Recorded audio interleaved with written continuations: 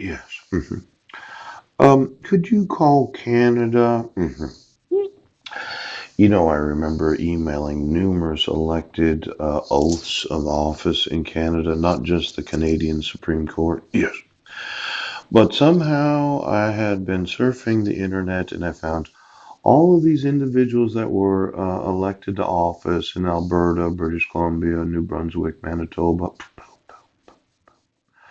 Quebec, Saskatchewan. Yes, I can probably find the email for you. And I thought when you're an oath of office in Canada and you know that the United States is allowing for the conspiring against the enforcement of the actual rights of citizens, yes, that being just right across the border, yes, that you had a special liability because of you being in such close proximity of the United States. A lot of these other nations that where you have to travel across the ocean, they're like, well, no, actually, we're too far away to have any liability. I'm thinking you're not because, but I had found this right.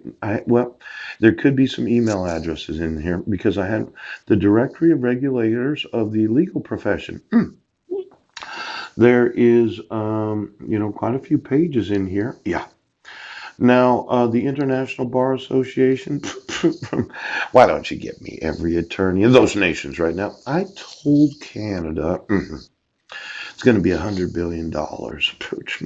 And I know that you supposedly have all these different oaths, but when I took the time to copy and paste all those individuals elected to office in Canada about how the United States does not enforce the rights of American citizens and then conspires against the enforcement of those rights, pooch, I thought there must be something about Canada. Now, RCMP, yeah. Do you have due process in Canada? Does the RCMP of, why don't you get me all the police, the RCMP, the Royal Canadian Mounted Police,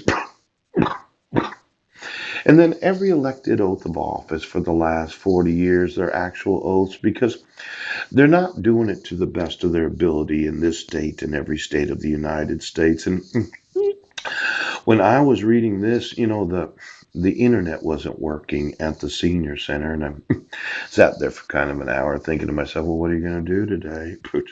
I started going through documents that I downloaded that I didn't realize. Oh, there's 2,000 bar associations that serve the needs of lawyers and communities throughout the United States. Yeah. Why don't you get me all their employees for the last 40 years, as well as every member of the bar of every bar association of the United States?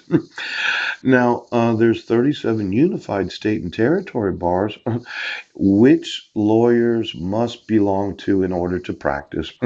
Did you know you can't practice the actual profession of law unless you belong to a certain bar association? And you would think that bar associations that have knowledge of the private individuals conspiring against the enforcement of the civil rights of American citizens, they might begin to think that I would sue them as individual bar associations, all 37 of them, and their employees. Because can you really work for a bar association without having any knowledge of the law?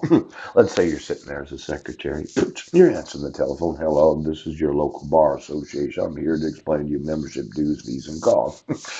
And I, as a potential lawyer, say, well, do I really, really, really have to belong to that?